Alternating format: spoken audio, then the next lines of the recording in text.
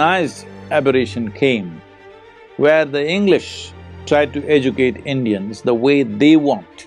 They said they may be brown of skin, but they must think like us. Their values must be what ours are. Almost every day, I never came home without being beaten for something.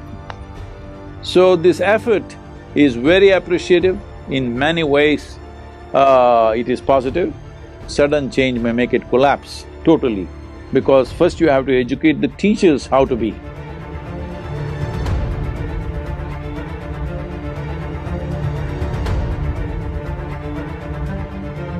In a much-needed move, the government of India recently announced sweeping changes in the education policy for the first time in 34 years. I am keen to know your review of the new policy. Well, India's education for millennia was conducted in a certain way, where education was designed to integrate you into life process, without life process overwhelming you, that everybody had freedom to choose. Probably if you look back 1,000 or 1,500 years ago, the only culture on the planet where nearly 90 to 95% of the women were literate is India. Nowhere else this happened that long ago. Education is very, very recent for women in the rest of the world. I'm telling you, all ladies, recently educated. But education was part of both male and female populations in India for a very long time, which changed in the last 600 to 800 years because of aberrations that happened to that culture. And about 150, 200 years ago, a more organized aberration came where the English tried to educate Indians the way they want. Very clearly they defined it, they had no ambiguity about what they wanted. They said they may be brown of skin, but they must think like us. Their values must be what ours are. Like this they went on. Schooling system was very, very cruel. Similar things have happened in America for the Native Americans. The English education was a cruel system of trying to contain a child in a room and beaten for 12 years with some rubbish that doesn't mean anything to him. I escaped.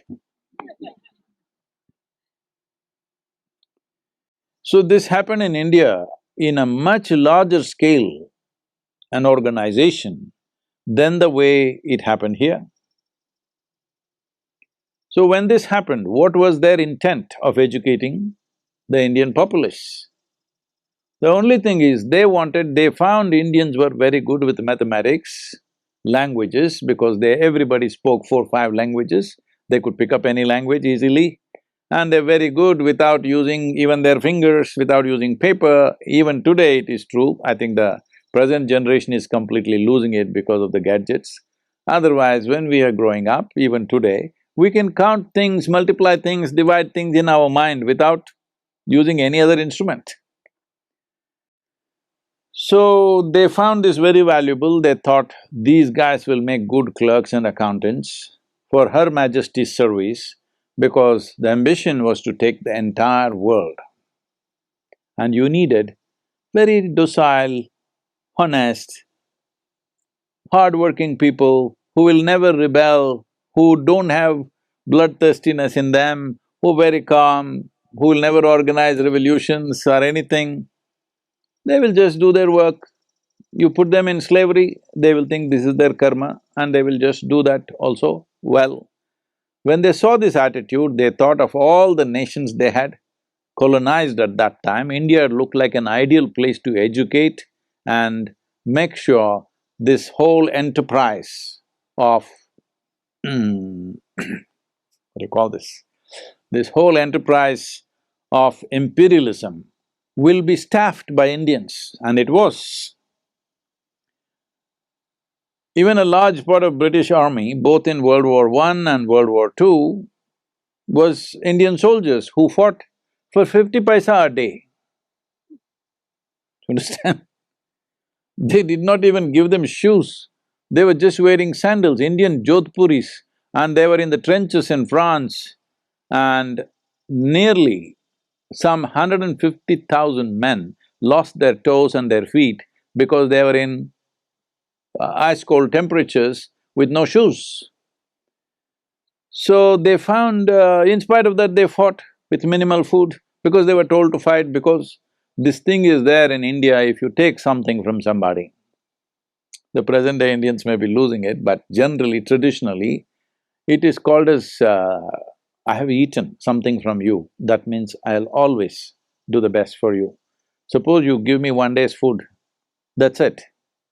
Only one day you fed me in my life, I'll always remember that and always serve you in the best possible way for that one thing.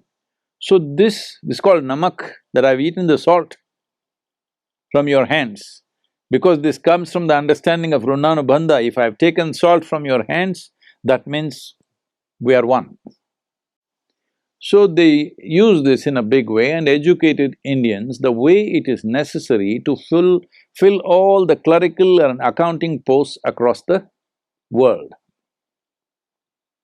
which they fulfill pretty well. But in this education process, the most important thing is obedience, not intelligence, not ingenuity, not unfolding of individual genius. It is obedience.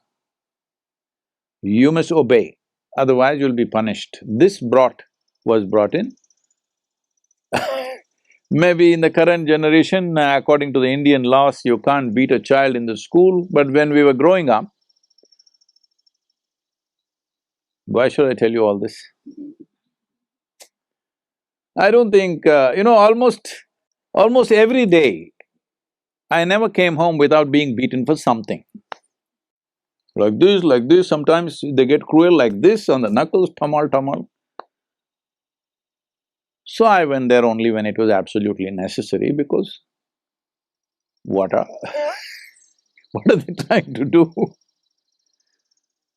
So, this education system mildly was transformed in 50s and 60s, a little bit of change, but didn't have the courage to shift it totally, because changing a whole system can lead to collapse. Did not have the wherewithal and the money and the finances to do it. I'm glad, though it took so much time, at least now it's happening. I feel it should have happened much earlier. We could have done this in 90s, but it came to 2020 and now we are making changes. If you ask me personally, I'm very appreciative of the changes that have happened, but I'm not satisfied because I would like more drastic changes. First thing is liberate the children from this tyranny. Everybody is talking about… even day before yesterday, I was in conversation with a minister. Well, if a child goes to farm with his father and learns how to farm, this is called as child labor, and the father can be arrested because he took his son and made him work there. But school is a horrible labor, in my experience it was. Now we are trying to create schools which doesn't feel like labor, otherwise… and it's a tyrannical labor, because this moment you tell me you learn this language, I'm just beginning to read and understand, tong, you ring a bell and you say, suddenly I learn mathematics, and tong, I learn chemistry, tong, I learn physics, and tong, a stupid guy comes and tells me moral education. Well, this is tyranny of the worst kind. At your whim, you try to change and shift the child's focus from this to that to this. You think this is bloody schooling, this is a bloody factory which doesn't produce anything significant. This is a factory designed to feed other factories. The whole education system is designed, unfortunately, to cater to the economic engine that is running, which is your personal interest, it's not child's interest. Education should be about blossoming a human being to their fullest. Well, this may sound too idealistic. Are we capable of doing this in the nation? Should we not produce accountants? Should we not produce engineers? Should we not produce medical sciences? Yes, we should. I'm not questioning it. Tell me, at the age of 6 or 7, you are trying to understand how, let us say, how hydrogen and oxygen comes together and becomes water. Tell me, did you really understand or did you just start believing it? So you're propagating a new religion. Nobody understood how 2 parts of hydrogen and 1 part of oxygen became water at the age of 7 or 8. Even now you have not understood, as far as I'm concerned. I have not. So you just start believing it. So if all you want to do is propagating a new religion, which doesn't get you anywhere, well, all the best. At least now there is an effort to make this more relaxed, that what is said in the school is not absolute. School provides an ambience for the child to interact with his own age group and also develop a thirst for knowing. This is all a school should do, to inject a new level of thirst to know something every day, new. And of course, information and other things are available, especially today, in today's world where information is everywhere. Propagating information is no more a school. A school should become largely an inspirational place. Information is available everywhere. What human wisdom could not do, it looks like the virus is doing. Now suddenly everybody's I've been talking about this incessantly for the last 10, 12 years. It is time, there is nothing being taught in the school. The only purpose, our schools are like this, we don't have trained teachers. Only people who are well-educated, who are well-behaved, who are well-cultured, creating an atmosphere of inspiration and nurture, so that they don't take to wrong things. They don't take to anything which is damaging to their life. That's all the concern is. Rest of it, let them grow up. First of all, these words which have gotten implanted into human psyche and in the languages, it's only in America I hear this. When I ask people something about their background, they say, I was raised Jewish, I was raised Catholic. Why are you being raised? Only cattle are raised. Human beings should not be raised, human beings should grow up. If human beings have to grow up, there is a certain ambience and atmosphere that is nurturing for their growth. That is all a school should create. Right now, if you want these plants to flower, you don't go there and pull flowers out of the plant. All you do is maintain the atmosphere in the soil, water, sunlight, whatever else it needs, you just maintain the ambience, the plant will flower. You cannot make it flower. Right now, school looks like you want to pull flowers out of people's heads or whatever else. No, you're only interested in pulling money out of their heads.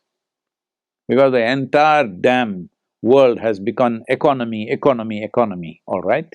Economic system is here to serve humanity. Humanity is not here to serve the economic system. I think that's in that sense, without disrespecting unfortunate loss of life and suffering that people are going through, our hearts are with you for that. But in terms of relegating the economic system to secondary level from being a primary thing has been in some way achieved by this virus. Right now, staying alive and staying healthy is more important than how much bank money you got. It's a very good happening for the human beings. This should have happened of our own wisdom, which is what these centers are. where nobody's thinking money. We are living in a way that there are many people who are living with me who not thought money for the last 10-20 years, because money doesn't mean anything to them. I've developed people around me that if you put a you know, you open up the Federal Bank to them, they'll walk in thinking, what is there to read? It's not even a library. Because it doesn't mean anything to them, because what money can buy doesn't matter to them. Of course, we all eat, all this is there, but for that you don't have to run such a horribly destructive economic engine which is just ripping the life out of this planet. So, in this, if you want to correct this can't be corrected by crippling the economy, this can only be done by transforming our education system.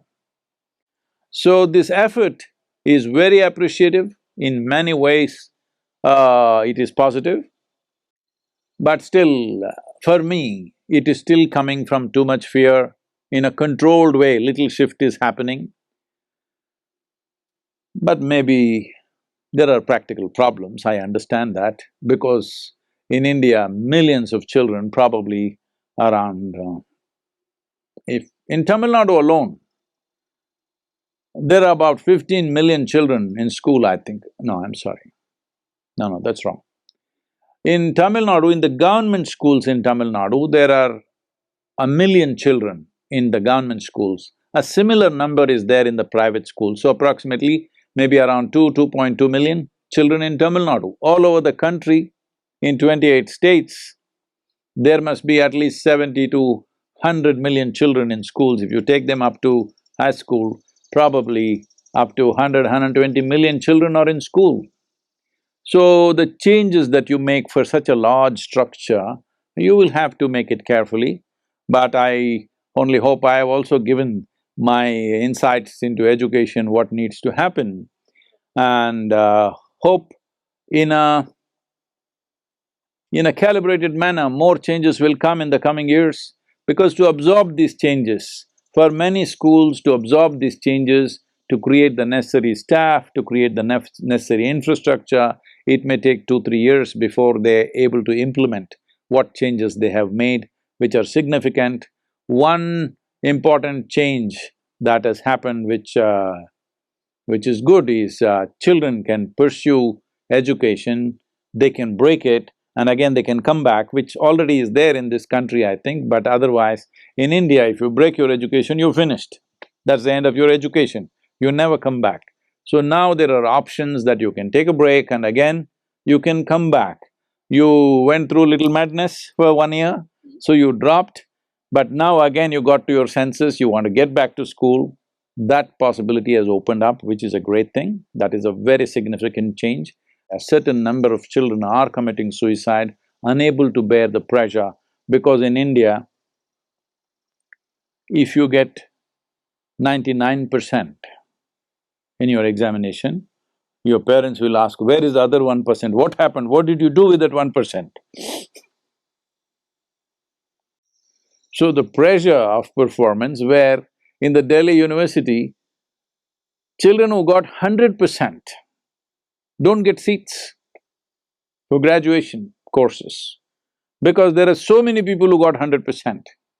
So essentially, the most significant aspect of this change that has happened in education policy is from rote learning to a more creative way of thinking and applying themselves, which is very significant. I think it's a good change. Can we make all these changes effective for all these 100 million children plus instantly? I don't think so, but it'll take time, it's a good move. I would have expected a little more. One thing I wanted from the government, which I've been pitching for, especially for higher education, is release them. Let the private people do whatever they want. Do not control the private schools. Government schools, you decide what to teach, that's up to you. But private schools, release them in such a way. I actually told this to the leaders of the nation. I said, see, I will teach nonsense and I will charge 1 million. But the parents love it, children love it. What is your problem? Where did this come that administration starts thinking you love the children more than the parents? Where did this come from? That you're concerned about the well-being of the child more than the parents. Well, there are ignorant parents, they may induce them into all kinds of things. Yes, that much protection you must give, but you must not assume that there are many parents who will take children in the wrong way. If they're drinking, they'll take them into drinking, if they're drugging, they'll take them into drugging, whatever compulsions they have, they will initiate their children into same compulsions, and there are any number of parents who will enslave their children for their own… This thing, parents are not above board completely. Any number of parents have horribly enslaved their own children. So in that sense, the state has to be active and vigilant about it, that is understood, but still, what I'm saying is easier than done. I'm not trying to say they're wrong. All I'm saying is, we must continue to change. This is not like an absolute change has been done and we've achieved something. We must continue to change. Every few years, more and more relaxation should happen. Education should become a joyful choice, not a compulsive extruder out of which you have to come out in a certain shape. This needs to happen everywhere in the world. In India, it's necessary because it's a massive population. We need to bring a possibility where education builds beautiful human beings, not soldiers. Well, soldiers have become necessary in the world only because we have created a world full of confrontation. At least within the given society, we can avoid the soldiers. At the national borders, unfortunately, we still need soldiers. This also would go if economic disparity in the world largely gets equalized, either by everybody going up or everybody coming down, one way or the other. If there is economic disparity goes away, you will see national borders will not mean much. That needs to happen. But we're doing everything possible to see that doesn't happen quickly, because imperialism is being practiced in so many ways, in so many subtler ways than before. And new forms of imperialism is being developed in various parts of the world. So, evolution of individual human being is most important. This is where education is vital, that it is evolution of individual human beings on this planet. But right now, educated people in this world, in the last 200 years, if you look at it, educated people have been the most cruel people on the planet. Educated people have been the most destructive people on the planet. Even ecologically, it's only educated people who are destroying this world. Illiterate people are not doing such things. Even now, it is only in the cities across India, reasonably educated people who are a big virus threat, the rural population anyway maintaining social distance. In Tamil Nadu, if you see, this is a culture in South India, when somebody speaks to somebody, they will speak like this. They were always conscious that your breath should not touch somebody else. Now, look at all of you. But once in a way you would like to raise this and cough at somebody because your freedom to cough in somebody's face. You know, this is being… protests are being taken out. Why can't I infect somebody? That is the way the world happens. Virus must, transact. We all know biologically that is how it is happening, microbial life needs to transact. But you don't have to be an active participant in it, anyway it happens. And you don't have to give a virus which is destructive to somebody's life. Well, this is what it means. Educated people on the planet should become the most responsible and conscious population on the planet. Right now, unfortunately, our education systems have not built this. The future generations, this is what we should aim towards. As long as the Indian policymakers are seeing this as a calibrated change which they will continue to change over a period of time, the present change is fine with me because I understand the largeness. It's not ideal, the changes, the small changes, some are significant changes, but I understand the size of the education machinery. Sudden change may make it collapse totally, because first you have to educate the teachers how to be. When they don't know how to be, suddenly changing the education system could be a disastrous process, so they're changing in installments. That's what I'm thinking, that they're changing in installments. Every few years there will be changes and changes. This needs to happen. Nobody should believe these changes that have been done is absolute and perfect. They are not. It reminds me, uh, I never understood why, but it was fine with me. See, by the time I finished my graduation, which is 12 plus 3, 15 years of education, I have been in 13 different institutions. One, I can blame it on my father, because he was working for Indian Railways and he was being transferred a little bit. That is one cause. But even when we stayed in one city, still I changed every year. This happened. One day, Shankaran Pillai applied for a job. Then the interviewer looked at this and said, asked many questions, which all he answered properly. Then he said, "You have left over 15 jobs in your career. You're only 40 years of age, you left 15 jobs. Why is that?" Shankaran Pillai said, "I never left any of them of my own intent." That was so for me also. I never wanted to leave the school for some reason. They put me in another school and another school and another school.